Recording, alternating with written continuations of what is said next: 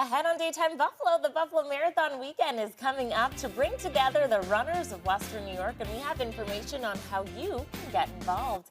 And later, Musical Fair Theater has a piping hot production coming to their stage, and we have everything you need to know before you go.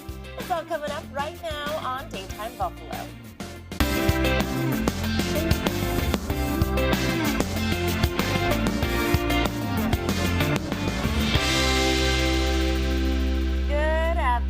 Hello and welcome to Daytime Buffalo. I'm your host, Chelsea Lavelle. Well, the Buffalo Marathon weekend is quickly approaching, and joining us now to get you ready for the festivities is Kim Fenter. Thanks so much for coming in today, Kim. Thank you. Of course. Let's start off by going through the schedule, starting off Friday and Saturday, and what we can expect. Oh my goodness. Well, we start on Friday with celebrating our volunteers. That is the heart of our race. Yeah. They are there and ready to cheer on everyone anywhere from the start line to the finish line. So we're there. We do a volunteer appreciation party on Friday from 5 to 7.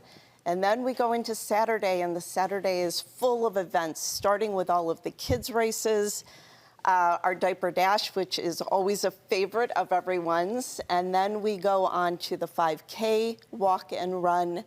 We have a dog race, which is called the Ruffalo Stampede. Oh, that's awesome. It is so much fun. And then we actually have a plogging event, which you spoke of yesterday on the show. And that kind of ends our day for Saturday, going into Sunday, which runs our full marathon and half marathon. And then, of course, the biggest festivity that everyone waits for is the post-race party. That's right, the after party. Now, Sunday, obviously, like you said, is marathon day. So what do you have planned for that? And because I know registration is closed, but you do still need volunteers, right? We need volunteers, yes. We have about 1,500, if not more, that we use during that day, or helps us run the marathon exceptionally. Yeah. And we on Sunday start the morning bright and early, anywhere between 3 o'clock in the morning and 4:30, getting everything started and set up for the start line. We then, our half marathon and full marathon go off. And they start together? They do not start together. Okay. They start separately. There are two different timings for those starts. And they run the same course up to a certain point, and then the full marathon continues on. The half marathon comes back to the finish line. Okay. Now, our registration for the other events affiliated with Buffalo Marathon weekend still open? There are a few that are still open. We have the 5K walk that is still open. We have the dog run, which is the Ruffalo Stampede, that is still open. We have the community full marathon that is still open. That is a fundraising event. We also have the half marathon community, which is a fundraising event. And we also have the 5K walk and run open. The plogging event is free, and there are still available spots in that as well.